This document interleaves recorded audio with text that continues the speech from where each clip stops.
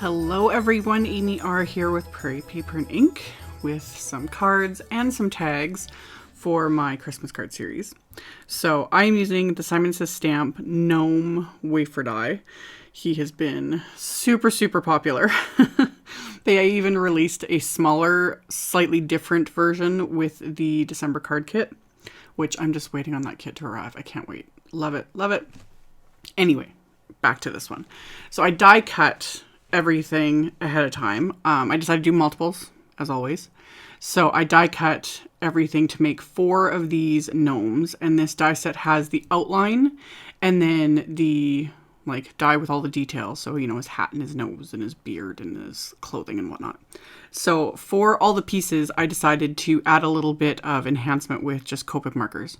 So you could die cut everything from white cardstock and color it if you wanted, but I just die cut everything from the colors I wanted to use. So I used Fawn Apricot for his nose, and then just a couple of Copic markers just to add a little bit of shading and depth to it.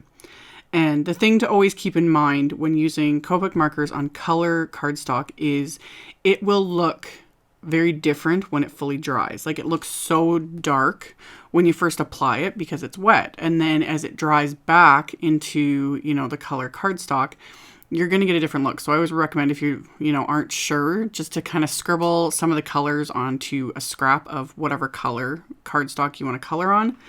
Because especially lighter colors, you know, they look, the cardstock will look darker when you apply it, but it's a lighter color. So when it dries, you won't really see anything. It's the same idea as, like, you know, coloring with Copic markers on craft cardstock, which I really enjoy doing because it just gives it such a different look. But again, you always kind of need to just experiment a bit. And that's kind of what I did here to figure out what colors I wanted to use. I just scribbled them on scraps of those same colors, and then I was good to go. So I sped this up quite a bit. It was just kind of simple. I mostly just wanted to add, you know, that little bit of shading to, you know, like the bottom areas of what is basically his shirt, and, you know, the bottom areas of his hat and whatnot. And then for his beard, I was just using a few cool grays along the very edges, again, just to give it that little bit of shading. It gives everything a little bit more depth. So, because that's the thing a lot of times when you die cut everything, is things can look very flat. You know, very flat, very one-dimensional. So, you know, adding a little bit of coloring, whether you use Copic markers, you could also use just some ink, you know, blend a little bit of ink onto it. That works great too. So, you know, color pencils, water-based markers, anything is going to work. So I just use Copics today because they're quick and easy, and I can just do my thing and go. So after I was done, you know, adding that little bit of shading, I just start assembling all of these. So that's a nice thing I like about this die set, is it has that outline die. So I can just adhere everything to it, and it's got its outline, and it also gives it a little bit more weight, so I can, you know, pop them up with dimensionals and all that stuff. So I adhered all of my little gnomes together. And then for the main sentiment, I'm using the CZ Design Mary wafer die that comes with the word and the outline. So I die cut those. I use the same purple cardstock for the outline and then white cardstock for the Mary. And the whole point with these two is that's for this week's color throwdown challenge. That's why it's a very non-traditional kind of color combo here. I struggled with this challenge just because I'm really in, you know, wanting to create more Christmas cards, and it's like a light purple, dark purple, and green. And I was like, you know, I could do floral. Floral is always my go-to. But I was like, you know what? Why not make these into Christmas cards and just very non-traditional colors? So why not? So that's what I did. So I die cut some lavender cardstock with one of Simon's basic rectangle dies. And I also die cut a couple of tags with Simon's large tags wafer dies. Because I thought, why not? Why not make some tags while I'm making some cards? So I also pulled out the, this is the Marie Snowflake from Simon, and I die cut that from white cardstock. And then to finish the sentiment, I have the Holiday Greetings Mix 1 stamp set. There's a little Christmas word in that set. So I decided I was just going to stamp this directly onto all of my backgrounds. So I had a rough idea of how I was going to do my layout. So once I was, you know, fairly satisfied with where everything was going to sit, I could stamp the sentiment directly onto these backgrounds. And also knowing that I was like, oh, if I mess this up, I can just stamp and heat emboss it, die cut it, you know, and adhere it over top and not have to worry about it. But was able to get it stamped where I wanted. And I just stamped it with Simon's deep purple dye ink.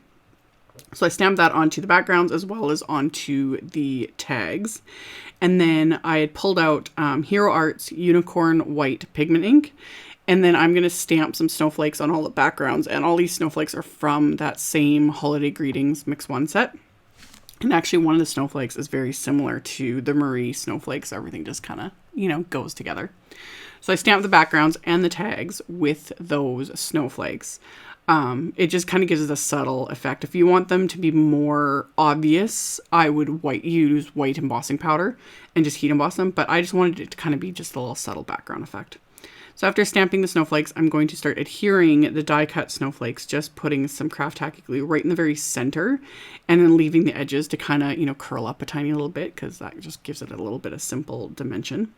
So I got those adhered, and then to adhere the gnomes, I ended up using thin 3D foam squares just to, again, kind of pop it up a little bit, but not make everything too bulky. So I just put the foam squares on the back of all of these gnomes and then pop them into place on the tags and onto my card fronts. And then once those were adhered, the Merry sentiments also needed a bit of dimension, because I wanted them to kind of overlap the gnomes. So I just did more 3D foam squares on the backs of those, as well as a little bit of the craft tacky glue for the ones in the tags, because they have to overlap the gnomes a little bit more, just so they get properly adhered into place. So once I got all the backing peeled off, a little bit of craft tacky glue, got my sentiments. These are basically done. I just need to finish the insides of the cards. So I have heavyweight white cardstock, cut to 4 1/4 by 11, scored at 5 1/2, so it's top folding A2 size card. And I'm going to use more sentiments from the Holiday Greetings Mix 1. So I've got that lined up in my mini Misty here, and I'm going to stamp the sentiment with green leaf ink, which coordinates with the green I used on the gnomes. So I'm going to stamp the sentiments onto the inside of both of my cards. And then once the sentiments are stamped, I've cleaned off the snowflake stamps that I'd used on the front. I've cleaned them off, and I'm going to stamp those onto the insides of both of these cards using that same deep purple ink, but I'm also going to use lavender ink. So it just brings in the purples and the greens to the insides of the cards.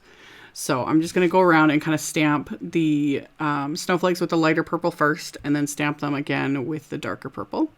That'll finish off the insides of these cards. And then I'm going to adhere the card fronts to both the bases with more craft tacky glue.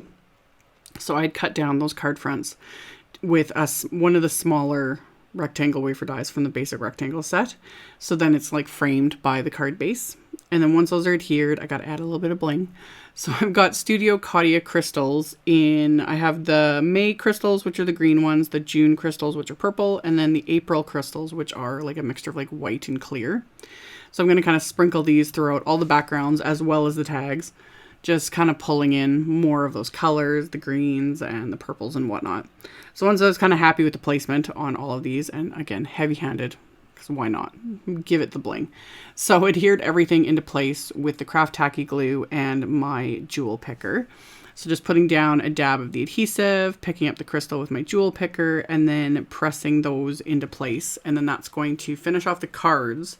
And then the tags, I just pulled out some ribbon from my stash and added a little bit of ribbon that I wrapped around with some just white embroidery thread. So finished off everything, and that was my cards and tags for today. So as always, I'll have a link below the video to my blog post. I'll have supply list, links to all the supplies used. I'll also have a link in my blog post to the Color Throwdown Challenge if you want to check it out. Thank you guys so much for watching and subscribing and thumbs upping and commenting. I really appreciate it. And I will see you all very soon in the next video. Bye.